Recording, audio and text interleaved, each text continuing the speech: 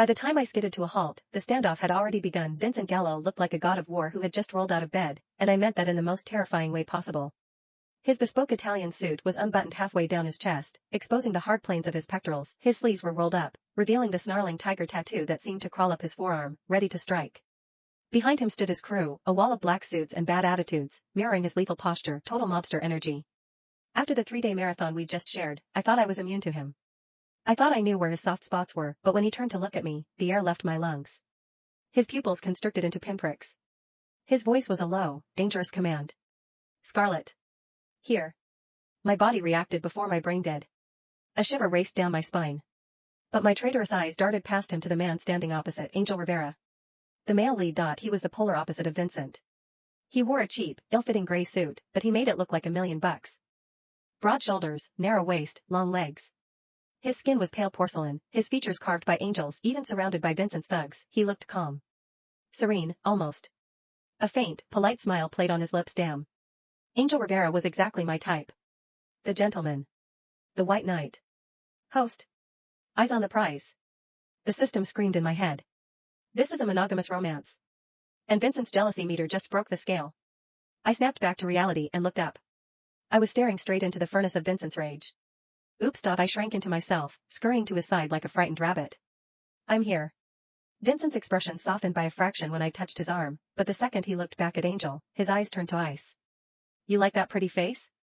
Vincent snarled, his voice dripping with venom. Maybe I should peel it off and feed it to the fish. Jesus. Host, the system panicked. He's not joking. If he disfigures the male lead, the plot collapses. My brain scrambled for a solution.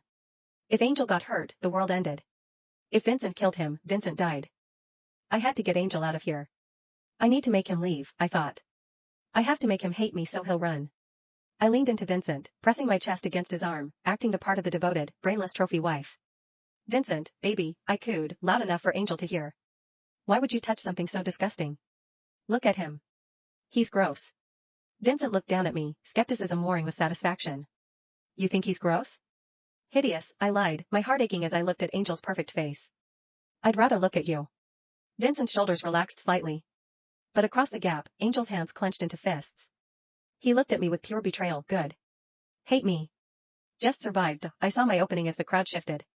I brushed past Angel, pretending to stumble, and jammed a crumpled note into his hand. I and the original story, the heroine wrote, I'm forced to do this. Wait for me.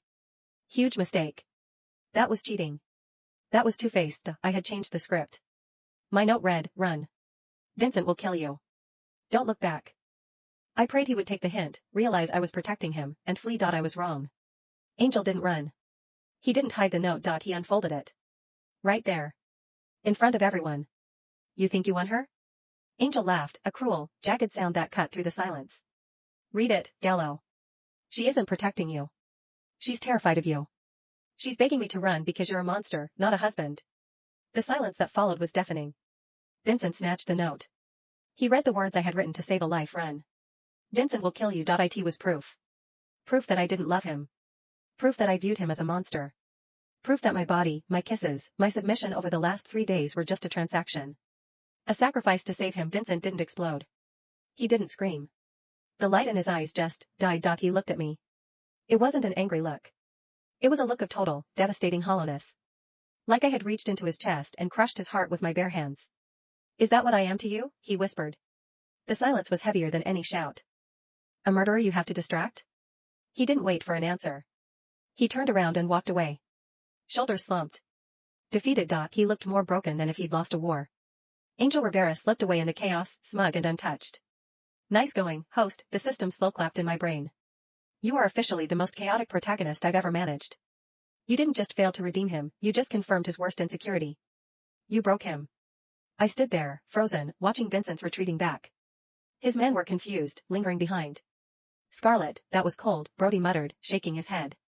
Boss might not be a pretty boy like that guy, but he treats you like gold. Yeah, another henchman chimed in. And did you see that guy? He was soft. Vincent would have snapped him in half. I don't know, Brody argued, rubbing his chin. That Angel guy looked fit. He had that lean, fighter build. Maybe the boss felt insecure about the abs? At that, Vincent stopped walking. He didn't turn around. But I saw the muscles in his neck cord, veins popping as his hands clenched into fists at his sides. Alert. The system beeped, sounding confused. His darkness level just spiked again. But, it's weird. It's not murder anger. It's competitive anger?